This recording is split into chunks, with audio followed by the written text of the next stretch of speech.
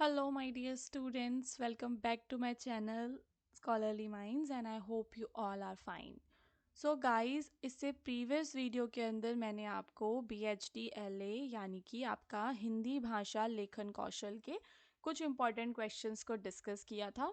यहाँ पर अब ये मेरा इसी पेपर का पार्ट 2 वीडियो है, ठीक है। अगर आपने पार्ट 1 वीडियो नहीं देखा है तो वो ज़रूर देख लेना, उसका लिंक मैं आपको डिस्क्रिप्शन में दे दूँगी। और यहाँ पर एक मोस्ट इम्पॉर्टेंट चीज़ मैं आपको बताना चाहती हूँ कि मेरी जो वेबसाइट है उसका नाम है hindustannowledge.com। तो वहाँ से आप लोग अपने पीडीएफ्स वगैरह को वहाँ से आप लोग एक्सेस कर सकते हैं। स्टूडेंट स्टार्ट करते हैं अभी हम लोग अपना इम्पॉर्टेंट क्वेश्चन का वीडियो। तो सबसे पहले आज का जो हमारा पहला क्वेश्चन है वो आप अपनी स्क्रीन पे देख सकते हैं, जिसमें आपको बताना है कि जो आपका संपादकीय लेखन होता है ना। तो संपादकीय लेखन से क्या अभिप्राय है, ठीक है। संपादकीय लेखन का मतलब क्या होता है आप लोगों को वो बताना है। संपादकीय लेखन समझते हो आप लोग? जो संपादक होता है, संपादक हम लोग किसे कहते हैं? संपादक वो होता है जैसे न्यूज़पेपर होते हैं ना, न्यूज़पेपर एडिटर्स वगैरह, उनको हम लोग संपादक कहते हैं। संपादकीय लेखन से क्या आप समझते हैं, इसका आप लोगों को एक उदाहरण भी देना है। तो संपादकीय लेखन से तात्पर्य ऐसा लेखन है जो किसी विषय पर गहराई से विचार करते हुए, ठीक है, कोई भी जो हमारा विषय होता है उस पर हमें क्या करना है, गहराई से विचार करना है, पाठकों को जानकारी देनी है, विश्लेषण करना है और एक मार्गदर्शन भी प्रोवाइड करना है। तो जैसे कि हमारे जो न्यूज़पेपर में आर्टिकल्स लिखे होते हैं वो आपने देखे होंगे, वो भी संपादकीय लेखन का ही उदाहरण होता है। हम अपने स्कूल में लेटर टू एडिटर करते थे, वो भी संपादक को ही लिखते थे, ठीक है। लेटर टू एडिटर जो होता है, तो जब भी हम स्कूल में पढ़ते थे तो मैम हमसे कहती थी कि आपको क्या करना है कि शुरुआत में एक इंट्रोडक्शन देना है, फिर आपका जो लेटर है आप उसकी बॉडी लिखेंगे और लास्ट में आप लोग कंक्लूजन लिखेंगे। लेकिन बच्चों, कभी कभी अगर वो किसी प्रॉब्लम से रिलेटेड होता था तो कंक्लूजन की जगह हमें सॉल्यूशंस देने होते थे, उस प्रॉब्लम को कैसे सॉल्व किया जा सकता है, ठीक है। तो संपादकीय लेखन से तात्पर्य एक ऐसा लेखन है, तो यहाँ पर जो हमारा विषय है, ठीक है, जो भी हमारा विषय है उस पर हमें क्या करना है, गहराई से विचार करना है, ठीक है। और जो पाठक हैं उनको पूरी की पूरी उसके बारे में जानकारी देनी है और उसका विश्लेषण करना है। साथ ही साथ अगर एंड में हमें क्या करना है, आगे का जो रास्ता है, आगे का जो मार्गदर्शन है वो उन्हें प्रोवाइड करना है। तो इसे आम तौर पर जो संपादकीय लेखन है इसको समाचार पत्रों में, पत्रिकाओं में और ऑनलाइन मीडिया पर हम इसे देख सकते हैं। तो संपादकीय लेख में लेखक के विचार, दृष्टिकोण और अनुभव झलकते हैं। तो जो भी हमारा राइटर है, जिसने भी वो लिखा है, तो यहाँ पर वो हमारा संपादक होता है। तो जो भी हमारा संपादक है उसके जो भी विचार हैं वो सारे के सारे हमें उसमें देखने के लिए मिलते हैं। इसका उद्देश्य किसी मुद्दे पर जागरूकता फैलाना, पाठकों को सोचने पर मजबूर करना और कभी-कभी उनकी राय को प्रभावित करना होता है, ठीक है। तो यहाँ पर जो मेन चीज़ है वह क्या है, जानकारी देना, ठीक है। इससे हम लोग क्या करते हैं, जानकारी देने का प्रयास करते हैं। अब ये जो हमारा संपादक को लेखन है इसके कुछ मुख्य तत्व होते हैं, तो यहाँ पर हम लोग वही डिस्कस करेंगे कि कौन कौन से हैं जो इसके मुख्य तत्व हैं, ठीक है। संपादकीय लेखन के मुख्य तत्व, पहला है आपका स्पष्ट विषय, ठीक है। स्पष्ट विषय का मतलब है कि जो हमारे लेख का विषय है वह स्पष्ट और सामयिक होना चाहिए। कैसा होना चाहिए, हमारा जो विषय है वह होना चाहिए स्पष्ट और सामयिक। तथ्य तथा आंकड़े, अब जो हमारा लेख है उसमें हमें कुछ तथ्य, कुछ फैक्ट्स भी देने पड़ते हैं। फैक्ट्स एंड नंबर्स को हमें उसके अंदर क्या करना होता है, इंक्लूड करना होता है, ठीक है। फिर आपका आता है तर्क और विश्लेषण, तो मुद्दों पर गहराई से विश्लेषण और तर्कों का प्रस्तुतिकरण भी करना है। तो ये जो आपका लेख है उसके अंदर ये सारे के सारे फीचर्स होने चाहिए। आपको फिर सुझाव भी देने हैं, समाधान देने हैं और गुणवत्ता भाषा। अब यहाँ पर जो आपके शब्द होते हैं, आपको शब्दों का एक अच्छा चयन करना है, ठीक है। यूजलेस से बच्चों वाले वर्ड्स आप इसमें यूज नहीं कर सकते। अब यहाँ पर मैं एक उदाहरण देकर आपको समझाऊंगी कि जो संपादकीय लेख है वह किस प्रकार का होता है। सो नाउ स्टूडेंट्स, यहाँ पर आप लोग देख सकते हैं कि ये जो हमारा विषय है वह प्लास्टिक प्रदूषण से रिलेटेड है। तो यहाँ पर आप लोगों को एक चीज़ बहुत ही अच्छे से समझ में आ रही होगी कि ये जो है हमारा क्या है, प्रॉब्लम वाला है ना। जब भी प्रॉब्लम होती है, प्रॉब्लम पे हम लेख लिखते हैं तो लास्ट में हमें क्या करना होता है, उसके सॉल्यूशंस देने होते हैं। तो प्लास्टिक प्रदूषण समाधान की आवश्यकता। तो सबसे पहले यहाँ पर आप लोग परिचय देंगे। क्या परिचय में लिखेंगे आप लोग कि आज प्लास्टिक प्रदूषण एक वैश्विक समस्या बन चुकी है ना। हमें पूरे विश्व में दिखता है कि जो प्लास्टिक प्रदूषण है वो कितनी बड़ी समस्या है। हर साल करोड़ों टन प्लास्टिक हमारे पर्यावरण को क्या कर रही है, दूषित कर रही है। इसका प्रभाव न केवल प्रकृति पर पड़ रहा है बल्कि जो मानव है उनका स्वास्थ्य भी इससे खराब हो रहा है। तो यहाँ पर हमने क्या किया, सबसे पहले हमने इसका परिचय दे दिया। फिर उसके बाद हम लोग जो मूल विषय है उस पर चर्चा करेंगे। अब मूल विषय की चर्चा पर यहाँ पर जो दिए हुए हैं ये कुछ पॉइंट्स दिए हुए हैं, जिन पॉइंट्स को ध्यान में रखकर मूल विषय की आप लोगों को चर्चा करनी है। तो प्लास्टिक प्रदूषण के मुख्य कारणों में इसका अधिक उपयोग, सबसे पहला जो कारण है, इसको जो हम ओवर यूज कर रहे हैं, ठीक है, इसका बहुत ही ज्यादा हम लोग यूज कर रहे हैं। अब ये जो प्लास्टिक है इसका पुनर्चक्रण नहीं हो पाता। पुनर्चक्रण से आप लोग क्या समझते हैं कि दोबारा से ये डिकम्पोज नहीं होती, एनवायरनमेंट में नहीं मिलती है ना, तो पुनर्चक्रण नहीं होती। और जो लोग हैं वो हमेशा इसके प्रति, जो सरकार है या हमारी जो जनता है, वो प्लास्टिक के प्रति जो उनका व्यवहार है वो कैसा रहता है, गैर जिम्मेदाराना रहता है। समुद्रों में 8 मिलियन टन प्लास्टिक हर साल फेंका जा रहा है। तो यहाँ पर आपको क्या दिखा बच्चों, मैंने आपसे कहा था कि फैक्ट्स एंड नंबर्स का यूज करना है। सो हमने यहाँ पर एक फैक्ट भी दिया जिससे समुद्री जीवन को क्या हो रहा है, भारी नुकसान हो रहा है। अब क्योंकि यह एक समस्या थी तो हमें क्या करना है, इस समस्या का समाधान देना है। तो हमें सबसे पहले प्लास्टिक का उपयोग क्या करना है, कम करना चाहिए। पुनः उपयोग और पुनः चक्रण को बढ़ावा देना है। तो जैसे कि जो प्लास्टिक की चीज़ें होती हैं उन्हें हमें हमेशा रीयूज़ करना चाहिए, बार बार न्यू न्यू चीज़ें नहीं खरीदनी चाहिए। ये केवल यहाँ पर हम लोग अपने टॉपिक के लिए नहीं पढ़ रहे हैं, अपने पेपर के लिए नहीं पढ़ रहे हैं, ये आप लोगों की बेसिक लाइफ स्किल होनी चाहिए, ठीक है। अगर आप लोग स्टूडेंट हैं, पढ़े लिखे हैं, तो आपको इतना तो पता ही होना चाहिए कि हमें प्लास्टिक का कम से कम यूज़ करना है, ठीक है। जो भी आपके पॉलीथीन बैग्स होते हैं, अगर आप कभी भी किसी शॉप पे जाते हो तो कम से कम पॉलीथीन बैग्स का यूज़ किया करो, ठीक है। उन लोगों को मना किया करो कि नहीं मुझे नहीं चाहिए। इससे क्या होगा कि इससे आप लोग क्या करोगे, अवेयरनेस फैलाने का काम करोगे और जो हमारी अर्थ है उसको बचाओगे, ठीक है। सो यहाँ पर ये चीज़ आपको ध्यान रखनी है। फिर यहाँ पर हम आगे अपने टॉपिक पे ही रहते हैं। तो सरकार और जो कंपनियां हैं उन्हें कठोर कानून बनाने चाहिए। अब एक बात बताओ कि हम लोग सरकार से एक्सपेक्ट कर लेते हैं कि सरकार करे, कानून बना दे, पर कभी भी जब सरकार कानून बनाती है तो क्या हम लोग सिंसियरली उनको फॉलो करते हैं? तो हम ऐसा नहीं करते। तो चेंज सबसे पहले हमें क्या करना है, चेंज हमें अपने अंदर लेकर आना है। फिर हमारा है नेक्स्ट, इसमें क्या है, जैविक विकल्पों को अपनाना है। तो हम लोग प्लास्टिक की जगह दूसरी चीज़ों का यूज़ कर सकते हैं जिन्हें हम लोग क्या कहते हैं, जैविक विकल्प कहते हैं। जैसे कि आप लोग जूट के बैग्स यूज़ कर सकते हो, क्लॉथ के बैग्स का यूज़ कर सकते हो, है ना। प्लास्टिक की जगह कुछ और यूज़ कर सकते हो, बनाना लीव्स के प्लेट्स यूज़ कर सकते हो। तो ये सारी चीज़ें। तो यहाँ पर सिर्फ एक ये उदाहरण था आपके संपादकीय लेखन का कि किस तरीके से आपको लिखना होता है। हो सकता है एग्जाम में किसी टॉपिक पर आपको संपादकीय लेख लिखने के लिए आ जाए। तो जो भी बातें मैंने आपको बताई हैं आप उन सभी बातों को ध्यान रखिएगा।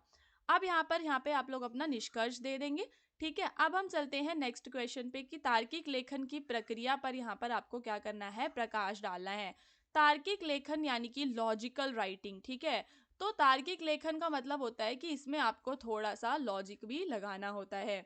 तो लॉजिकल राइटिंग क्या है, ये एक ऐसी लेखन प्रणाली है जिसमें विचारों को, अब यहाँ पर आपको ध्यान रखना है क्योंकि ये आपका लेखन वाला है तो यहाँ पर ज़्यादातर लेखन से ही क्वेश्चन आते हैं।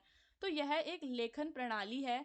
इसमें हम लोग क्या करते हैं, जो हमारे विचार होते हैं उन्हें क्या करते हैं, स्पष्ट, सबसे पहली चीज़ स्पष्ट तरीके से, दूसरा उनको संगठित, ठीक है, संगठित तरीके से, और तीसरा क्या, व्यवस्थित तरीके से, ठीक है। कैसे तरीके से, व्यवस्थित तरीके से उनको हम लोग प्रस्तुत करते हैं। तो ये वाले तीनों वर्ड्स आपको याद कर लेने हैं।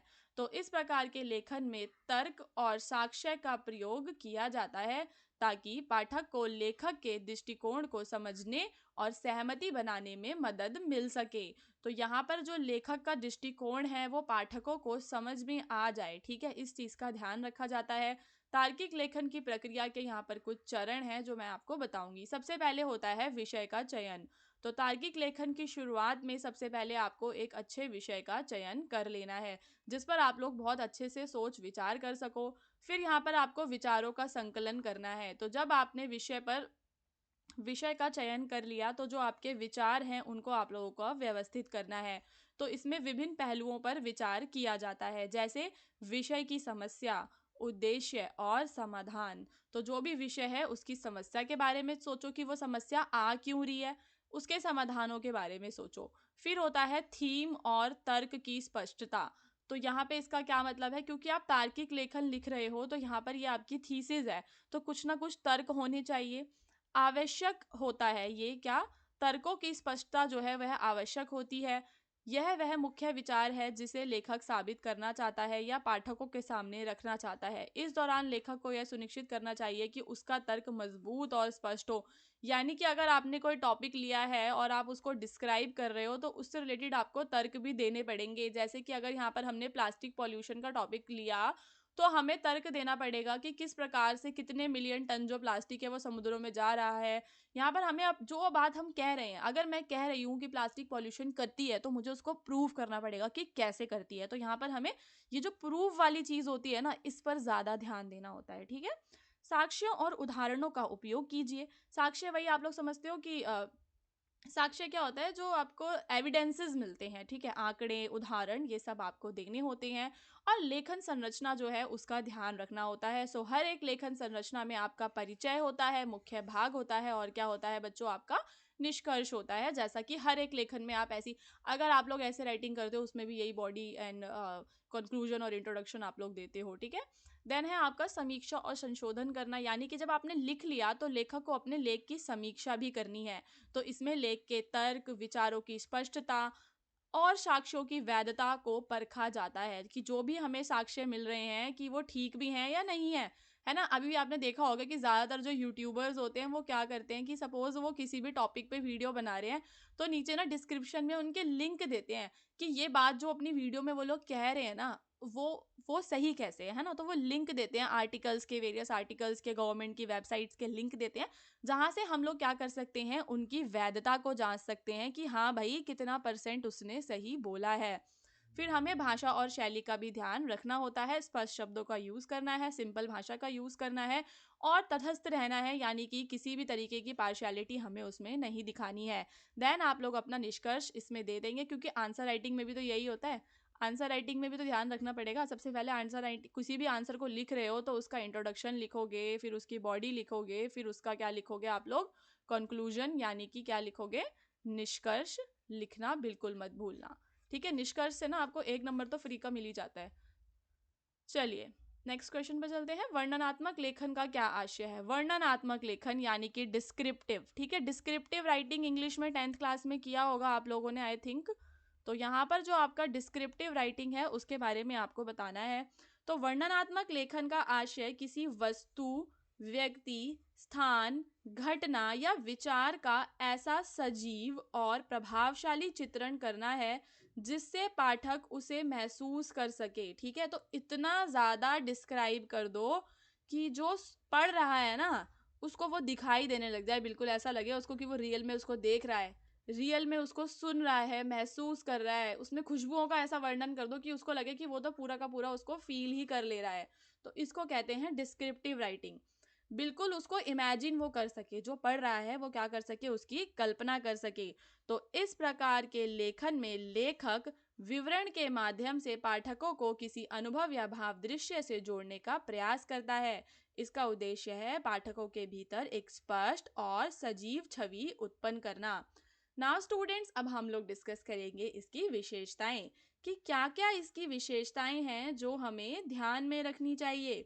सबसे पहले हमें इसकी चित्रात्मकता को ध्यान में रखना चाहिए। तो शब्दों के माध्यम से दृश्य, ध्वनि, गंध और स्वाद, स्पर्श का अनुभव आपको कराना है। जैसे यहाँ पर एक उदाहरण है, सूरज धीरे धीरे क्षितिज से नीचे डूब रहा था। तो आप लोग यहाँ पर इमेजिन कर पा रहे हो कि कैसे जो सूरज है वो धीरे धीरे जा रहा होगा। आकाश नारंगी और गुलाबी, तो हमने क्या किया यहाँ पर, जो कलर्स हैं उनको भी डिस्क्राइब कर दिया। फिर आप लोगों को संवेदनाओं का उपयोग करना है।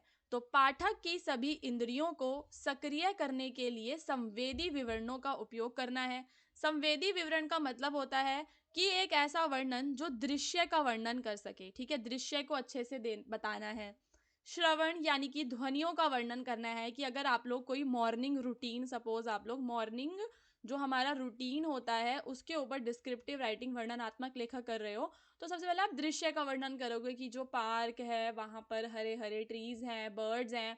फिर आप लोग ध्वनियों का वर्णन करोगे कि जो चिड़ियां हैं उनकी चहचहाट की आवाज आ रही है। फिर वहां पे खुशबू बताओगे कि वहां पर कैसे फूलों की महकती हुई खुशबू है जो आपका मन मोह रही है। फिर स्पर्श करोगे, आप कहोगे कि जो मैंने लीव्स को टच किया तो वो बहुत ही सॉफ्ट लगी। तापमान कैसा है, ठंड है, मंदी मंदी हवा चल रही है। तो ये पूरा का पूरा आपने क्या करा, उस पूरे दृश्य को डिस्क्राइब कर दिया, ठीक है। और जो पढ़ रहा है वो इसको फील भी कर पा रहा है। तो इसकी जो शैली होती है बिल्कुल विवरणात्मक होती है, यानी कि इसमें हम अलंकार, उपमा, रूपक इन सब का उपयोग कर सकते हैं। अतिशयोक्ति भी कर सकते हैं। अतिशयोक्ति समझते हो, बातों को बढ़ा चढ़ा कर भी कह सकते हैं। तो कि खुशबू तो बिल्कुल ऐसी बहुत ही अच्छी आ रही थी। तो यहाँ पर आपका नेक्स्ट है काल्पनिकता और भावनाएं। तो वर्णन के साथ पाठों के भीतर भावनाएं। अब जैसे कि मान लो कि आप काल्पनिक चीजों का भी यूज कर सकते हो, ठीक है, कल्पना भी कर सकते हो कि कोई बच्चा खेल रहा था वो फेरी की तरह लग रहा है, या फिर ट्रीज पर चमगादड़ उल्टे लटके हुए हैं, कुछ भी उल्लू है वहां पर। तो ये सारी चीजें आप लोग डिस्क्राइब कर सकते हो। फिर विवरण की क्रमबद्धता के बारे में आप लोग बताओगे कि विषय के आधार पर घटनाओं या वस्तुओं को क्रमबद्ध वर्णन। अब ये नहीं है कि आप पार्क से जाने की बात पहले करने लग जाओगे और आने की बाद में करोगे। तो यहाँ पर आपकी जो है क्रमबद्धता भी होनी चाहिए, कि पहले मैंने एंट्री की, फिर मैं यहाँ गया, फिर मैं वहां गया, फिर वहां पे फाउंटेन के पास गया, फिर फाउंटेन से वापस आया। तो ये पूरा का पूरा जो क्रम है वो आपको अच्छे से डिस्क्राइब करना होता है। अब यहाँ पर आप लोगों को उदाहरण भी दे रखा है। अब ये उदाहरण पढ़ने के बाद जो है ना, इसको बिल्कुल अच्छे तरीके से तुम लोग समझ जाओगे, ठीक है। तो सबसे पहले आपको क्या करना, देखो वर्णनात्मक लेखन मुझे नहीं लगता कि वैसे लिखने के लिए आएगा, पर कुछ नहीं पता भाई, एग्जाम का हमें नहीं पता कि कौन से क्वेश्चंस आने वाले हैं। मैं सिर्फ उन क्वेश्चंस को कराती हूँ जो प्रीवियस ईयर के होते हैं और जो मुझे लगता है कि हाँ भाई रिपीटेड है, ठीक है, वही मैं करवाती हूँ। पर तुम लोग ये मत सोच लेना कि मैंने तुमको पूरा जो बता दिया है कि सिर्फ बिल्कुल एज इट इज वही आ जाएगा। तो अपना दिमाग भी थोड़ा सा आप लोगों को यूज करना है। अगर आप लोग पहले से कुछ आपने यूनिट्स बुक की पढ़ रखी हैं तो उन यूनिट्स को रिवाइज जरूर किया करिए, ठीक है। और वीडियोस से नोट्स बनाया करिए। बाकी एग्जाम में तो कर ही लोगे, क्योंकि हिंदी का एग्जाम है तो बना बना के भी बच्चे लिख ही लेते हैं। सो नाउ वापस आ जाते हैं टॉपिक पे। तो यहाँ पर हमारा विषय क्या है, बरसात का दिन। तो अब इसका आपने परिचय क्या दिया कि बरसात का दिन जीवन में ताजगी और ठंडक का एहसास कराता है। जब आकाश पर घने काले बादल छा जाते हैं और बूंदें धरती को भिगोती हैं, तो यह दृश्य जीवंत हो उठता है। तो यहाँ पर ये आपने परिचय दिया। देन फिर यहाँ पर इसका मुख्य वर्णन किया हुआ है। क्या वर्णन है, सुबह का सूरज बादलों के पीछे छिप गया था। धीरे धीरे ठंडी हवा चलने लगी और आसमान से मोटी मोटी बारिश की बूंदें गिरने लगी। सड़कों पर बच्चे बारिश में भीगते हुए कागज की नावें चलाने में मग्न थे। तो देखो इतना ज्यादा डिस्क्रिप्टिव है कि हम पूरा का पूरा इसको इमेजिन कर पा रहे हैं। धरती से उठने वाली सौंधी महक पूरे वातावरण को सुगंधित कर रही थी। झील का पानी बरसात की बूंदों से थिरक रहा था। हरियाली और भी गहरी हो गई थी और पेड़ों के पत्तों पर ठहरी हुई पानी की बूंदें मोतियों की तरह चमक रही थी। तो यहाँ पर हमने क्या देखा कि कितने सारे अलंकारों का भी इसमें यूज हुआ है। देखो कि जो पत्तियां हैं, बूंदें हैं, वो मोतियों की तरह लग रही हैं। धरती की जो महक है, झील का पानी बरसात की बूंदों में हरियाली है, सड़कों पर बच्चे बारिश में भीग रहे हैं। तो कितना अच्छा वर्णन है, इससे बेटर तो कुछ हो नहीं सकता। अब यहाँ पर आपका निष्कर्ष आ जाएगा कि बरसात का दिन न केवल प्रकृति को नया जीवन देता है बल्कि मनुष्य के दिल और दिमाग को भी तरोताजा कर देता है, ठीक है। अब आ जाओ सार लेखन पे। अब सार समझते हो, सार का मतलब ही होता है निष्कर्ष टाइप का। सार का मतलब जैसे कि कोई एक बड़ा पैराग्राफ है, बड़ा पैराग्राफ है उसको हम स्मॉल पैराग्राफ में लिख देते हैं। उसको बस मैंने पढ़ा, उसमें से जो भी मुझे इंपॉर्टेंट लगा वो मैंने लिख दिया, ठीक है। अब उसमें जो मुझे इंपॉर्टेंट लगेगा वो मैं अपनी तरफ से नहीं सोच सकती, वो मुझे देखना पड़ेगा कि जो टॉपिक है उसको भी ध्यान में मुझे रखना पड़ेगा। तो सार लेखन का तात्पर्य किसी विस्तृत पाठ या जानकारी को संक्षिप्त और स्पष्ट रूप से प्रस्तुत करना होता है। विस्तृत समझते हो ना? विस्तृत यानी कि जो बहुत सारी बड़ी बड़ी जानकारी लिखी हुई है उसको शॉर्ट में हमें बताना होता है, ठीक है। तो इसका मुख्य उद्देश्य मूल पाठ के मुख्य विचारों और प्रमुख बिंदुओं को कम शब्दों में व्यक्त करना है, ताकि पाठक कम समय में उसकी मूल भावना और उद्देश्य को समझ सके। तो यानी कि शॉर्ट में बता दे रहा है लेकिन मूल भावना को भूलना नहीं है। अब यहाँ पे हम लोग बात करेंगे सार लेखन की विशेषताओं के बारे में। तो जो हमारा सार लेखन है उसमें होती है संक्षिप्तता यानी कि कॉन्साइजनेस। तो जानकारी को अत्यधिक संक्षिप्त और प्रभावशाली रूप में प्रस्तुत करना है, यानी कि छोटे में बताना है, क्योंकि बड़ा तो ऑलरेडी लिखा ही हुआ है ना, बड़ा लिख के क्या कर लोगे। तो हमेशा हमें शॉर्ट में बताना है। मूल विचार का संरक्षण करना है। अब ये नहीं है कि बरसात के दिन की बात हो रही थी और गर्मी के दिन पे पहुंच गए। तो जो मेन आइडियाज हैं वो आप लोगों को जरूर बताने हैं, उन्हें हमेशा ध्यान में रखना है। उस आपकी जो भाषा है उसमें क्लैरिटी होनी चाहिए। अब लेखन का कोई भी टॉपिक ले लो, भाषा की क्लैरिटी सब में चेप कर आ जाना कि भाषा में क्लैरिटी होनी चाहिए, भाषा स्पष्ट होनी चाहिए, भाषा साफ होनी चाहिए, शब्दों का चयन बहुत अच्छा होना चाहिए, ये तटस्था होनी चाहिए, यानी कि जो सार में लेखक है अपनी राय और भावना या निष्कर्ष उसको नहीं देने हैं। ये बात का ध्यान रखना कि सार के अंदर अपना अपना कुछ भी नहीं जोड़ना है। जैसे वर्णनात्मक में बहुत कुछ अपना जोड़ सकते हो, संपादक लेखन में जोड़ सकते हो, लेकिन जब आप लोग सार लेखन करते हो तो जो आपको बड़ा टॉपिक ऊपर दिया गया है उसी को ही शॉर्ट में आपको बताना होता है, अपने कोई भी विचार नहीं देने। ऑर्डर का ध्यान रखना है, जो ऑर्डर उसमें फॉलो हो रखा है वही ऑर्डर आपको फॉलो करना है।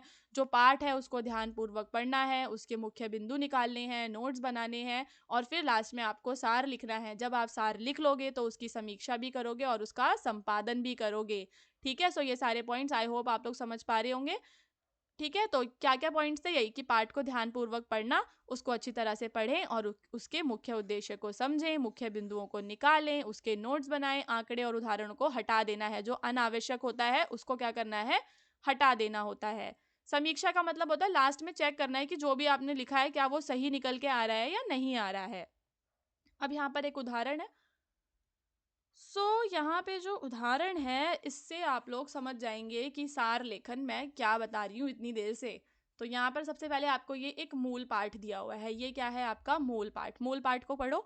भारत विविधताओं का देश है। यहाँ विभिन्न धर्म, भाषाएं और संस्कृतियां हैं जो इसे अद्वितीय बनाती हैं। यह विविधता हमारे समाज को मजबूत बनाती है, लेकिन साथ ही हमें इसे बनाए रखने और सम्मान देने की आवश्यकता है। एकजुटता और सहिष्णुता इस विविधता को संजोने के लिए आवश्यक है। अब यहाँ पर हमने सार लिख दिया कि भारत जो है अपनी विविधताओं के लिए प्रसिद्ध है, जो इसकी शक्ति है। इसे बनाए रखने के लिए हमें एकजुट और सहिष्णुता की हमें आवश्यकता है। तो इस तरीके से हमारा जो पार्ट 2 है उसके सारे के सारे क्वेश्चंस हो गए हैं। अब पार्ट 3 में लेकर आऊँगी कुछ ही देर के बाद, उसका वीडियो भी अपलोड हो जाएगा आज शाम तक। और बच्चों जो पार्ट 1 है उसका लिंक डिस्क्रिप्शन में है, उसको देखना मत भूलना। अगर आप लोगों को इसका PDF चाहिए तो हमारी वेबसाइट है hindustanknowledge.com, वहाँ से आप लोग देख सकते हैं। और अगर आप लोगों को वीडियो अच्छा लगा हो तो कमेंट करके ज़रूर बताना और सब्सक्राइब करना मत भूलना। इसी तरीके के और वीडियोस हमारे चैनल पे आपके लिए अवेलेबल है। और अपने जो आपके नेक्स्ट एग्जाम्स हैं उनको उनकी डेट शीट भी कमेंट करके बताओ कब कौन सा पेपर है, और हम लोग उनके लिए भी आपके इंपॉर्टेंट क्वेश्चंस लेकर आएंगे।